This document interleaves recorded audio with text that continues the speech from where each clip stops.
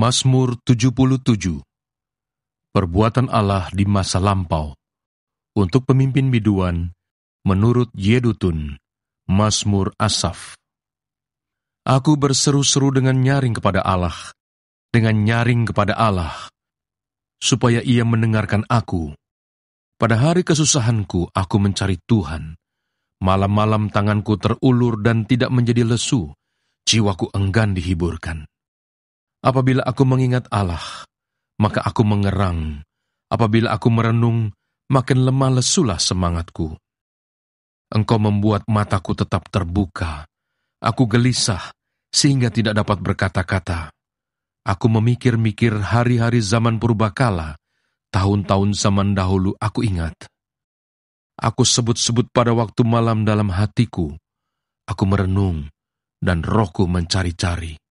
Untuk selamanyakah Tuhan menolak dan tidak kembali bermurah hati lagi? Sudah lenyapkah untuk seterusnya kasih setianya? Telah berakhirkah janji itu berlaku turun-temurun? Sudah lupakah Allah menaruh kasihan? Atau ditutupnyakah rahmatnya karena murkanya? Maka kataku, inilah yang menikam hatiku, bahwa tangan kanan yang maha tinggi berubah. Aku hendak mengingat perbuatan-perbuatan Tuhan. Ya, aku hendak mengingat keajaiban-keajaiban-Mu dari zaman purbakala. Aku hendak menyebut-nyebut segala pekerjaan-Mu dan merenungkan perbuatan-perbuatan-Mu. Ya Allah, jalan-Mu adalah kudus. Allah manakah yang begitu besar seperti Allah kami? Engkaulah Allah yang melakukan keajaiban. Engkau telah menyatakan kuasa-Mu di antara bangsa-bangsa. Dengan lengan-Mu, Engkau telah menebus umat-Mu, Bani Yakub dan Bani Yusuf. Air telah melihat Engkau, ya Allah. Air telah melihat Engkau, lalu menjadi gentar, bahkan samudra raya gemetar. Awan-awan mencurahkan air, awan kemauan bergemuruh, bahkan anak-anak panah-Mu beterbangan. Deru guntur-Mu menggelinding, kilat-kilat menerangi dunia, bumi gemetar dan bergoncang. Melalui laut jalan-Mu, dan lorong-Mu melalui muka air yang luas, tetapi jejak-Mu tidak kelihatan.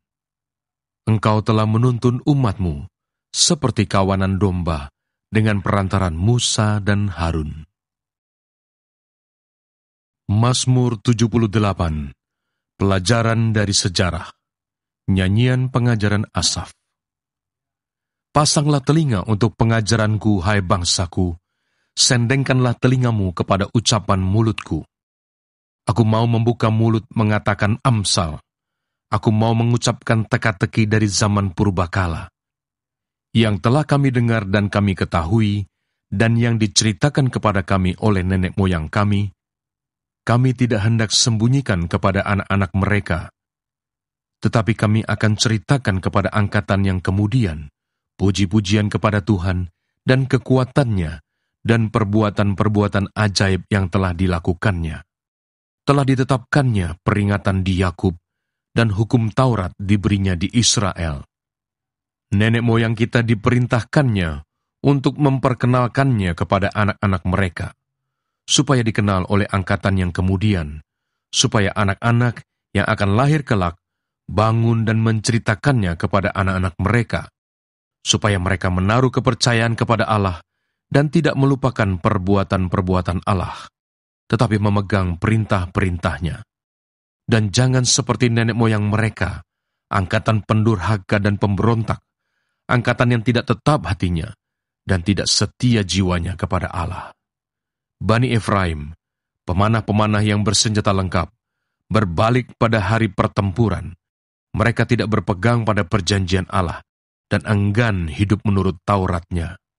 Mereka melupakan pekerjaan-pekerjaannya dan perbuatan-perbuatannya yang ajaib yang telah diperlihatkannya kepada mereka. Di hadapan nenek moyang mereka, dilakukannya keajaiban-keajaiban. Di tanah Mesir, di padang Zoan, dibelahnya laut, diseberangkannya mereka, didirikannya air sebagai bendungan, dituntunnya mereka dengan awan pada waktu siang, dan semalam suntuk dengan terang api. Dibelahnya gunung batu di padang gurun, Diberinya mereka minum banyak air seperti dari samudra raya. Dibuatnya aliran air keluar dari bukit batu, dan dibuatnya air turun seperti sungai. Tetapi mereka terus berbuat dosa terhadap Dia, dengan memberontak terhadap Yang Maha Tinggi di padang kering. Mereka mencobai Allah dalam hati mereka, dengan meminta makanan menuruti nafsu mereka. Mereka berkata terhadap Allah, "Sanggupkah Allah menyajikan hidangan di padang gurun? Memang Ia memukul gunung batu, sehingga terpancar air dan membanjir sungai-sungai. Tetapi sanggupkah Ia memberikan roti juga, atau menyediakan daging bagi umatnya?" Sebab itu, ketika mendengar hal itu, Tuhan gemas. Api menyala menimpa Yakub, bahkan murka bergejolak menimpa Israel. Sebab mereka tidak percaya kepada Allah, dan tidak yakin akan keselamatan daripadanya. Maka Ia memerintahkan awan-awan dari atas, membuka pintu-pintu langit, menurunkan kepada mereka hujan mana untuk dimakan, dan memberikan kepada mereka gandum dari langit. Setiap orang telah makan roti malaikat.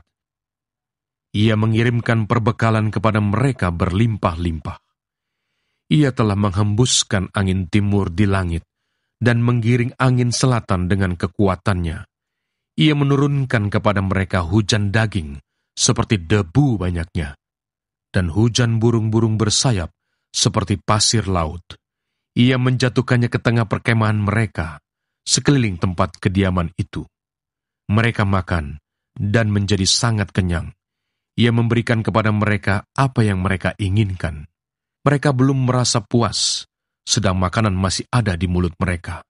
Maka bangkitlah murka Allah terhadap mereka. Ia membunuh gembong-gembong mereka, dan menewaskan teruna-teruna Israel. Sekalipun demikian, mereka masih saja berbuat dosa, dan tidak percaya kepada perbuatan-perbuatannya yang ajaib. Sebab itu, Ia membuat hari-hari mereka habis dalam kesia-siaan, dan tahun-tahun mereka dalam kekejutan. Apabila Ia membunuh mereka, maka mereka mencari Dia. Mereka berbalik dan mengingini Allah. Mereka teringat bahwa Allah adalah gunung batu mereka, dan bahwa Allah yang Maha Tinggi adalah penebus mereka. Tetapi mereka memperdaya Dia dengan mulut mereka, dan dengan lidahnya mereka membohongi Dia. Hati mereka tidak tetap pada Dia, dan mereka tidak setia pada perjanjiannya. Tetapi Ia bersifat penyayang.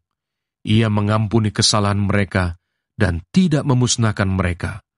Banyak kali Ia menahan murkanya dan tidak membangkitkan segenap amarahnya. Ia ingat bahwa mereka itu daging, angin yang berlalu, yang tidak akan kembali. Berapa kali mereka memberontak terhadap Dia di padang gurun dan menyusahkan hatinya di padang belantara. Berulang kali mereka mencobai Allah, menyakiti hati yang kudus dari Israel. Mereka tidak ingat kepada kekuasaannya, kepada hari Ia membebaskan mereka daripada lawan, ketika Ia mengadakan tanda-tanda di Mesir dan mujizat-mujizat di padang Zoan. Ia mengubah menjadi darah sungai-sungai mereka dan aliran-aliran air mereka, sehingga tidak terminum. Ia melepaskan kepada mereka lalat pikat yang memakan mereka, dan katak-katak yang memusnahkan mereka. Ia memberikan hasil tanah mereka kepada ulat, dan hasil jerih payah mereka kepada belalang. Ia mematikan pohon anggur mereka dengan hujan batu, dan pohon-pohon ara mereka dengan embun beku. Ia membiarkan kawanan binatang mereka ditimpa hujan es, dan ternak mereka disambar halilintar. Ia melepaskan kepada mereka murkanya yang menyala-nyala, kegemasan, kegeraman, dan kesesakan, suatu pasukan malaikat yang membawa malapetaka. Ia membiarkan murkanya berkobar. Ia tidak mencegah jiwa mereka dari maut. Nyawa mereka diserahkannya kepada penyakit sampar. Dibunuhnya semua anak sulung di Mesir. Kegagahan mereka yang pertama-tama di kemah-kemah Ham. Disuruhnya umatnya berangkat seperti domba-domba. Dipimpinnya mereka seperti kawanan hewan di padang gurun. Dituntunnya mereka dengan tenteram, sehingga tidak gemetar, sedang musuh mereka dilingkupi laut. Dibawanya mereka ke tanahnya yang kudus, yakni pegunungan ini yang diperoleh tangan kanannya. Dihalaunya bangsa-bangsa dari depan mereka. Dibagi-bagikannya kepada mereka tanah pusaka dengan tali pengukur, dan disuruhnya suku-suku Israel mendiami kemah-kemah mereka itu. Tetapi mereka mencobai dan memberontak terhadap Allah yang Maha Tinggi, dan tidak berpegang pada peringatan-peringatannya. Mereka murtad dan berkhianat seperti nenek moyang mereka, berubah seperti busur yang memperdaya. Mereka menyakiti hatinya dengan bukit-bukit pengorbanan mereka, membuat dia cemburu dengan patung-patung mereka. Ketika Allah mendengarnya, ia menjadi gemas, ia menolak Israel sama sekali. Ia membuang kediamannya di Silo, kemah yang didiaminya di antara manusia. Ia membiarkan kekuatannya tertawan, membiarkan kehormatannya jatuh ke tangan lawan. Ia membiarkan umatnya dimakan pedang, dan gemaslah ia atas miliknya sendiri. Anak-anak teruna mereka dimakan api, dan anak-anak darah mereka tidak lagi dipuja dengan nyanyian perkawinan. Imam-imam mereka gugur oleh pedang, dan janda-janda mereka tidak dapat menangis. Lalu, terjagalah Tuhan, seperti orang yang tertidur, seperti pahlawan yang siuman dari mabuk anggur. Ia memukul mundur para lawannya, ia menyebabkan mereka mendapat celah untuk selama-lamanya. Ia menolak kemah Yusuf, dan suku Efraim tidak dipilihnya, tetapi ia memilih suku Yehuda, gunung Sion yang dikasihinya. Ia membangun tempat kudusnya setinggi langit, laksana bumi yang didasarkannya untuk selama-lamanya. Dipilihnya Daud, hambanya. Diambilnya dia dari antara kandang-kandang kambing domba. Dari tempat domba-domba yang menyusui, didatangkannya dia untuk menggembalakan Yakub, umatnya, dan Israel miliknya sendiri. Ia menggembalakan mereka dengan ketulusan hatinya, dan menuntun mereka dengan kecakapan tangannya.